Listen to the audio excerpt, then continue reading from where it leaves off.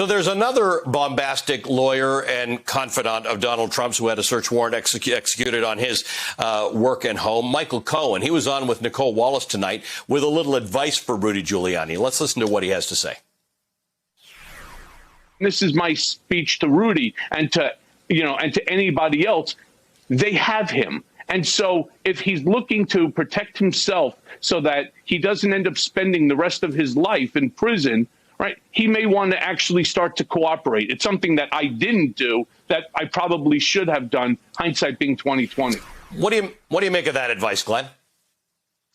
Yeah, that's the voice of experience talking, because let's look at what happened last time. Federal search warrants were executed on an attorney's home, a presidential attorney, and in an attorney's office. Well, that was Michael Cohen. He ended up going to prison. So if past is prologue, I think Rudy Giuliani ought to hunker down with his lawyers and start to discuss, okay, who are the bigger fish that I can give up? So if it were me as the prosecutor, I would be debriefing Rudy Giuliani about what he knows about Bill Barr, about Donald Trump, about Don Jr., and others. Because if anybody knows the value of cooperating with a criminal probe, it's a former U.S. attorney like Rudy Giuliani.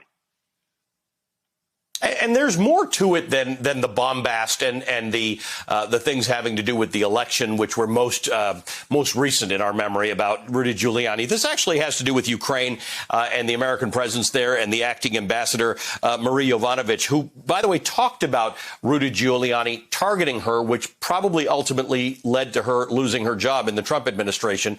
Let's listen to what she had to say about Giuliani.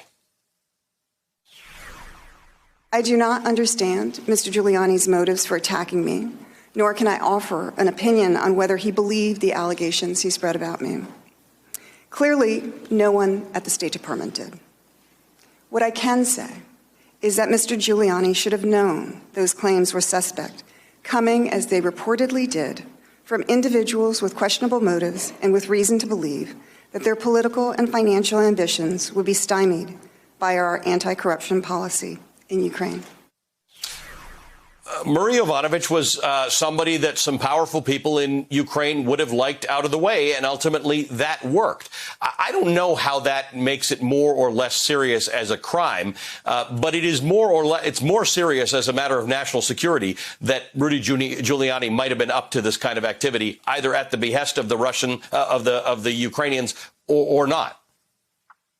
Yeah, and this is a really interesting piece, Ali, because a president has plenary authority to remove an ambassador for a good reason or for no reason at all. So at any moment, Donald Trump could have picked up the phone and recalled Ambassador Marie Yovanovitch, but that's not what was going on. What was going on was Rudy Giuliani was working behind the scenes to try to dislodge Ambassador Yovanovitch, who, by all accounts, was a really accomplished corruption fighter in her post as an ambassador. So if the president could have summarily removed her, why did Rudy Giuliani have to work behind the scenes to almost covertly try to push her out? That tells us, and this is why I think you read that it's the working theory of the prosecutors. It tells us that Rudy Giuliani wasn't doing this for Donald Trump. He could have done it himself. What he was probably doing is what the evidence is beginning to look like, was he was acting at the behest of powerful Ukrainians who did not like Ambassador Yovanovitch's anti-corruption work. That is a really bad look for Rudy Giuliani.